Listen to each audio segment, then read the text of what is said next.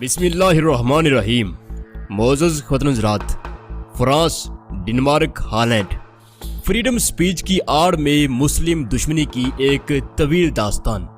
सरवरे कायनात हुजूर अकरम सल्लल्लाहु अलैहि वसल्लम की ज़ाते बाबरकत को बार बार उनका टारगेट करना, उसके बाद हमारा वही जलसा जुलूस और प्रोडक्ट्स का बाइकाट, अगले साल उनकी तरफ से फिर वही हरकत, फिर वही गुस्ताखी, हमारा फिर वही पुराना तरीका, वही जलसे जुलूस और प्रोडक्ट्स का बाइकाट।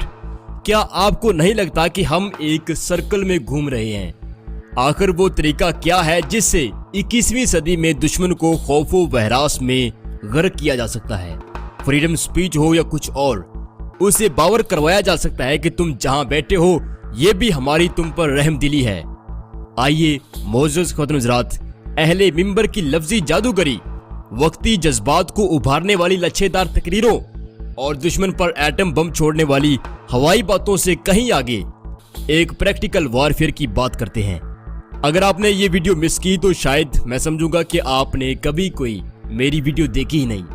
मैं हूँ इमरान अदीब और आप देख रहे हैं हमारा favourite YouTube channel Expose World. मजीद आगे बढ़ने से पहले हमारे चैनल को सब्सक्राइब जरूर कर लीजिए। मोअज़्ज़ज़ नाज़रीन किराम, चीन ने गुज़श्ता कुछ माह कबल भारत पर हाथ डाला। वो भारत जिस पर अमेरिका, इसराइल, फ्रांस, गर्ज तमाम ज़ाहिरी ताकत के मालिक का हाथ रहता है, वो उसके साथ ताउन के लिए हमेशा तैयार रहते हैं। चीन ने जब लद्दाख में मिलिट्री कैंपेन लॉन्च की तो भारत ने फौरी तौर पर उसकी मईशत को नुकसान पहुंचाने के लिए चीन की तमाम प्रोडक्ट्स का बाइकाट करना चाहा। इस कदम के उठते ही इंडियन लोकल मार्केट में शदीद तूफान खड़ा हो गया। इंडियंस को पहली बार पता चला कि चीन उनकी रगों में नशे की तरह उतर चुका है। जरूरत की छोटी से छोटी चीज से लेकर आला म्यार के भगवान तक चीन से आ रहे थे। जब बाइकाट शुरू हुआ तो भारत में बेरोजगारी आसमान को छूने लगी। मजबूरन भारत मुआशी सतह पर एक बार फिर चीन के आगे घुटने टेकने पर मजबूर हुआ। नाज़रीन, चीन अपने बिजनेस को 3 तरह से रन करता है: डेमोग्राफिक बिजनेस, जियोग्राफिक बिजनेस और साइकोलॉजिकल बिजनेस। ये बिजनेस की 3 फील्ड है दुनिया में, जिसका सीधा सा मतलब ये है कि वो मक्के में तस्बीहां बेचता है तो बनारस में भगवान बेचता है। अब मजे की बात यह है कि चाइना की कोई भी चीज उठा लें, ये नुक्ता जरा आप नोट कीजिएगा कि चाइना की कोई भी चीज उठा लें, अमूमन वो ब्रांड नहीं होती, सवाए चंद एक के। ऐसा लगता है कि जैसे ये बहुत छोटे पैमाने पर किसी लोकल फैक्ट्री की तैयार करता है, लेकिन उसे एक बाकायदा मुनज़्ज़म कोशिश के तहत मशरक से मगरब तक पहुंचाया गया है। अब भारत के साथ तनाज़े में चीन ने बिजनेस के यही 3 असूल जंग में भी आजमा डाले। उसने अपने वर्ल्ड वाइड बिजनेस से इतना रेवेन्यू जनरेट कर लिया है कि वो अब अमेरिका तक को खरीद सकता है। वो असले की जंग लड़े तो उससे बेहतर कोई ना हो, लेकिन उसने कमाल महारत से शतरंज खेली। उसने भारत के गिर्द फैले ममालिक की जियोग्राफिक, डेमोग्राफिक और साइकोलॉजिकल इंफॉर्मेशन का एक भरपूर जायजा लिया और फिर वो नेपाल के पास पहुंचा। उससे पूछा कि तुम्हारे मसाइल क्या हैं? नेपाल ने बताया कि भारत हमें किन किन चीजों में ब्लैकमेल करता है, हमें क्या चाहिए, मुल्क के अंदर हम कैसी डेवलपमेंट चाहते हैं और जियोग्राफिकली भारत हमारे कहां कहां पर काबिज है। अब जो कि भारत और चीन के मुकाबले में चीन एक कामयाब शतरंज का खिलाड़ी साबित हो रहा था, चीन ने बड़े ताया की तरह नेपाल में सरमायाकारी के लिए नोटों की बोरी खोल ली और हर तरह के मजीद फौजी तावन की यकीन दहानी करवाई और उसके बाद वो बांग्लादेश की तरफ हो लिया।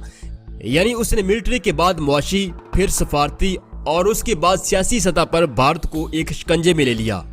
और जब भारत शिकंजे में आया तो उसकी हालत ये हुई कि आज अजीत डोवल से मोदी तक सब चीख चीख कर कह रहे हैं कि कोई है जो हमें चीन से बचाए। अब ना उसकी इसराइल सुनता है और ना ही अमेरिका बराह रास्त कुछ करने की हामी भरता है, क्योंकि सबको पता है कि अगर कुछ किया तो चीन जल से जुलूस नहीं निकालेगा, बल्कि वो हमें हर सतह पर तोड़ कर रख देगा। अकेले एटम बम चलाना और ये सारी बातें, ये जंग नहीं है। अब आपके लिए और मेरे लिए इस सारे प्लॉट में सीखने की चीज क्या है? देखिए, चीन की असल ताकत क्या है? उसकी प्रोडक्ट्स का समंदर, चीन की इस ताकत के पीछे उस मुल्क का आम आदमी खड़ा है जो अपने गली मोहल्ले में एक छोटी सी फैक्ट्री लगाए बैठा है, और ऐसी लाखों फैक्ट्रीज मिलकर चीन को एक ताकतवर कंट्री बनाती हैं। फ्रांस, हॉलैंड, डेनमार्क गर्ज पूरी दुनिया में बैकडोर पर इस्लाम के खिलाफ जितने भी महाज खुले हुए हैं, इसके पीछे इन ममालिक की प्रोडक्ट्स का बहुत बड़ा हाथ है, जिससे पैदा होने वाले रेवेन्यू से वो आपका सोशल, एजुकेशन और पॉलिटिकल सिस्टम कैप्चर करते हैं। वो आपको मुफ्त तरीकों से मकरूज करते हैं। वो यंग जनरेशन को इस हद तक साइकोलॉजिकल फेलियर से गुजारते हैं कि एक नौजवान वसी तर वसाइल की कायनात मौजूद होने के बावजूद एक ऐसी लाइफ गुजारना चाहता है जिसमें उसके दिमाग से ज्यादा उसके हाथ पैर हरकत में रहें। वो बिस्किट चॉकलेट खाते हुए एक पल के लिए ये नहीं सोचता कि बाहर के ये बिस्किट चॉकलेट एक जंजीर है। वो खुद ऐसा ही एक ब्रांड लॉन्च क्यों न कर डाले। बाहर के बर्गर, शवारमे और कुल्फियां ही क्यों, मैं और आप उनसे बेहतर प्रोडक्ट्स क्यों नहीं बना सकते। मैं और आप अपने घर को स्मॉल इंडस्ट्री में क्यों नहीं बदल सकते। मैं और आप किसी दफ्तर में 6 घंटे लगाने के बाद रोजाना कुछ वक्त उस डायमेंशन को क्यों नहीं दे सकते जहां हमारी बादशाही है, जहां गुर्बत की मौत है, जो सोच और ताकत के रास्ते हैं। आप 1000 प्रोडक्ट के नाम मुंतखब कीजिए और YouTube पर लिखिए कि बिस्किट, चॉकलेट, मोमबत्तियां, खिलौने, plastic material, organic food, spicy food, education products, smart furniture ideas. मोअज़्ज़ज़ ख़वातीन हज़रात, दुनिया की वो कौन सी चीज है जिसे बनाने का तरीका आप घर बैठे नहीं सीख सकते। हमारी 70% यूथ पढ़ी लिखी है।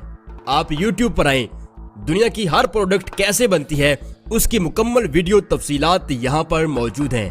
प्रोडक्ट की ब्रांडिंग क्या है, मैन्युफैक्चरिंग कैसे करते हैं, मार्केटिंग प्लान कैसे सेट करते हैं।